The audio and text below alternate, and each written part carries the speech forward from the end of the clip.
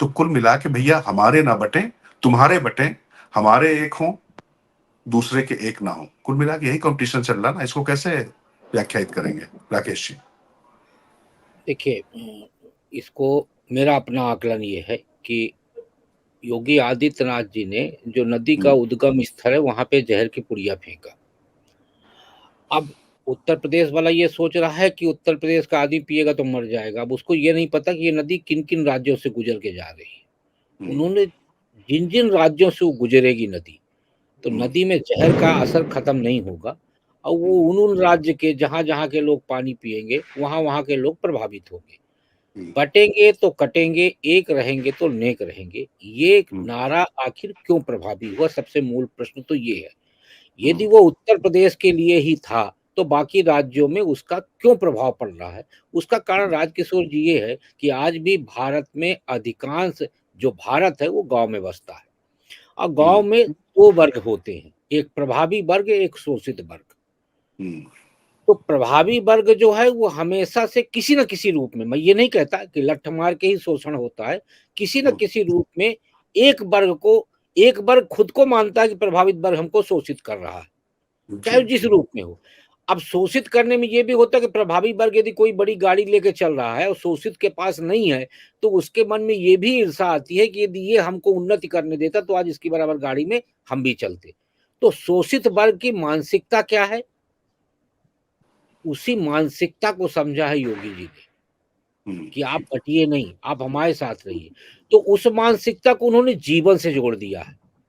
तो जीवन से जोड़ने का मतलब ये होता है कि एक तरफ कहा गया है कि जुड़ेंगे तो जीतेंगे, यानी आप जुड़े रहिए तभी हम सत्ता में रहेंगे। ये किसके लिए है? ये मैं मान के चलता हूँ उस प्रभावी जाति के लिए है, जो जाति 2014 में समाजवादी पार्टी को छोड़ के जाने की कोशिश की थी और बहुत हद तक कुछ percent vote Bharatiya Janata party के साथ भी चले गए थे।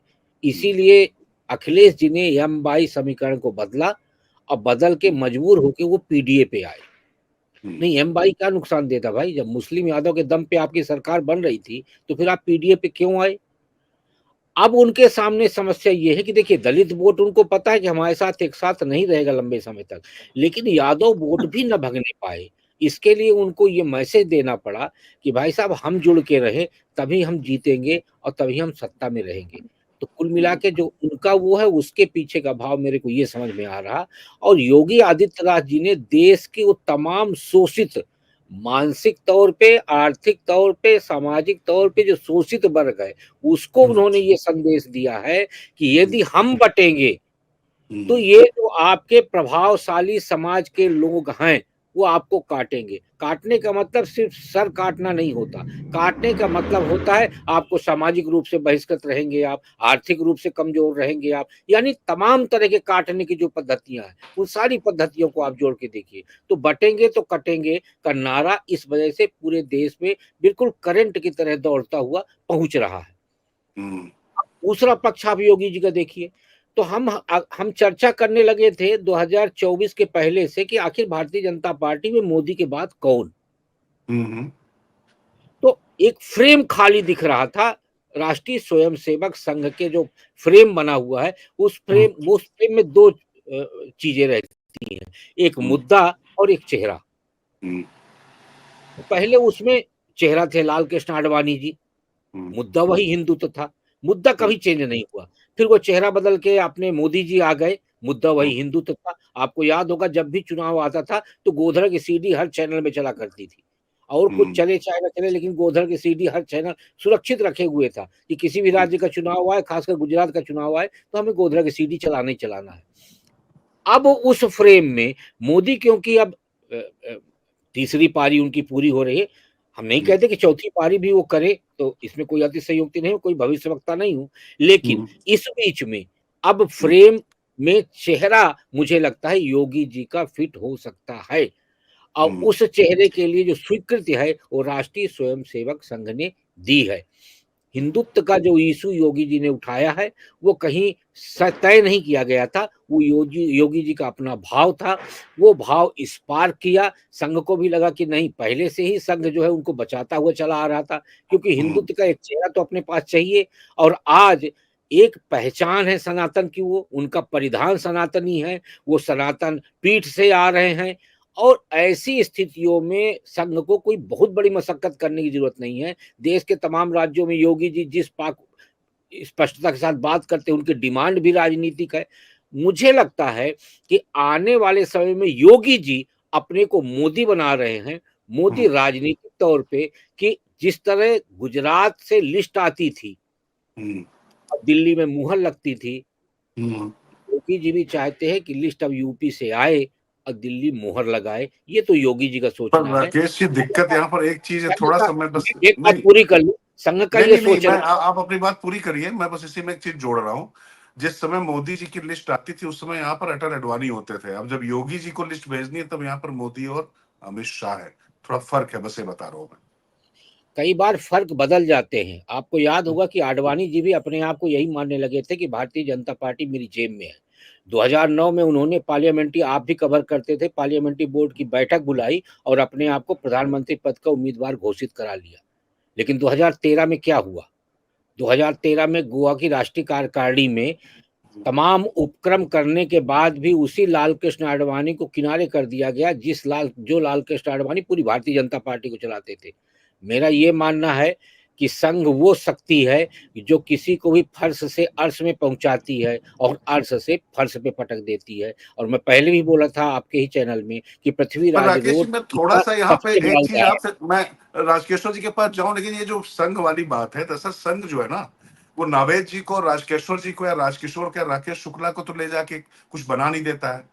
जो लोग वहां पर हैं, चाहे लाल कृष्ण आडवाणी रहे हो, चाहे अटल बिहारी वाजपेयी रहे हो, चाहे नरेंद्र मोदी रहे हो, ये लोग राष्ट्रीय स्वयंसेवक संघ की नर्सरी या विश्वविद्यालय से निकलकर यहाँ तक पहुंचते हैं। और उसके बाद चेहरा महत्वपूर्ण नहीं है, विचारधारा महत्वपूर्ण है, लेकिन उसके बावजूद चेहरे की जरूरत पड़ती है। इसीलिए नरेंद्र मोदी के कितने समर्थक होते थे हम जानते हैं, आप भी जानते हैं, हम लोग कवर करते थे।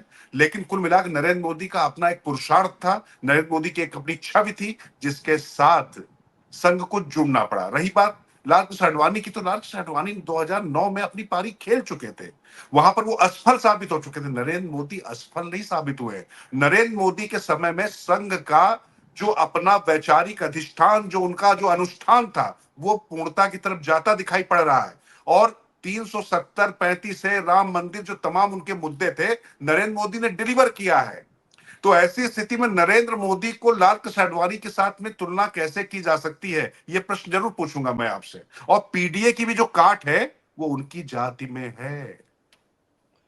नहीं, मैं जो बोल रहा हूँ उसको आप पता नहीं किस भाव में लेके चले गए। मैं ये जी। कहाँ कह रहा हूँ कि नरेंद्र मोदी को खत्म कर रहे हैं।